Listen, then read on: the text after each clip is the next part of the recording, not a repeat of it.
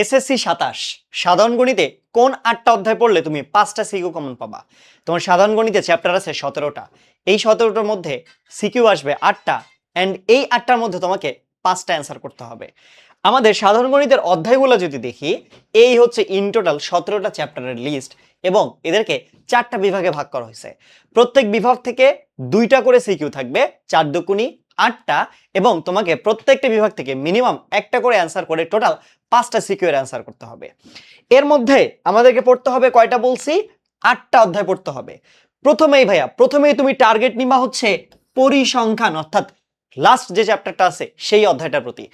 এই অধ্যায়টা তুমি যদি ভালো করে ক্র্যাক করতে পারো, পুরোপুরি A to Z শেষ যদি করতে পারো, তাহলে তুমি এইখান থেকে ফুললি দুইটা সিকিউ কমন পেয়ে যাবা। পুরাপুরি 2টা সিকিউ কমন পাবা।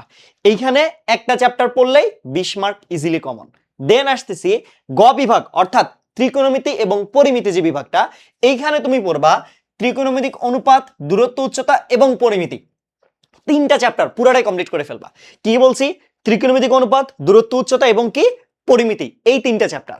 এই 3টা চ্যাপ্টার কমপ্লিট করলে তুমি এইখান থেকেও কিন্তু ইজিলি 2টা সিকিউ কমন পাবা। এখন তোমাকে ডিসিশন নিতে হবে যে তুমি এক্স্যাক্টলি এইখান থেকে 2টা সিকিউ অ্যান্সার করবা নাকি এইখান থেকে 2টা সিকিউ অ্যান্সার করবা।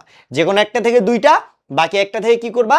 একটা সিকিউ অ্যান্সার করবা। সো তুমি ইচ্ছা করলে এইখান থেকে দূরত্ব, উচ্চতা বা হচ্ছে পরিমিতি যে কোনো একটা পার্ট বাদ দিতে পারো।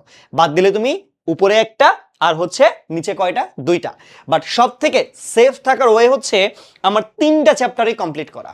কারণ এমন হইতে পারে যে তোমার মিক্স আপ কোশ্চেন হলে তখন কিন্তু তুমি এইখান থেকে পুরোপুরি একটা সিকিউ নাও কমন পাইতে পারো। সো সেফ গেম, সেফ থাকার জন্য আমায় কি করতে হবে? এখানে একটা সিকিউ বা হচ্ছে 2টা সিকিউ, পরিসংখ্যান পুরোটা, আর গ বিভাগের জন্য পুরা কি করবা? 3টা চ্যাপ্টার কমপ্লিট করবা। তাহলে তোমার সিকিউ হইলো অলরেডি কয়টা বলো তো? 3টা সিকিউ।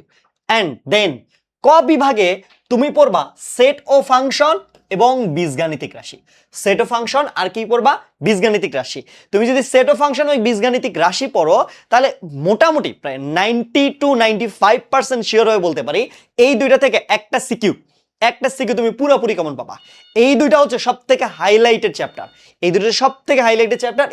এখান থেকে একটা সিকিউ পাওয়ার সম্ভাবনা অনেক অনেক অনেক বেশি।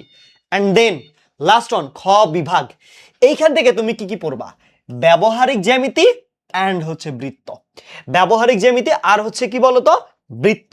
এই 2টা চ্যাপ্টার যদি পড়ো তাহলে তুমি এইখান থেকে অনায়াসে একটা সিকিউ কমন পাবা। তাহলে কয়টা হইলো? এখান থেকে 2টা বা একটা, এখান থেকে 2টা বা একটা, টোটাল এখানে কয়টা? 3টা। এদিকে একটা, এদিকে একটা, ইন টোটাল কয়টা বলতো? 5টা সিকিউ। এখন যদি তুমি ভাইয়া বলো যে এমসিকিউ এর জন্য কি করব?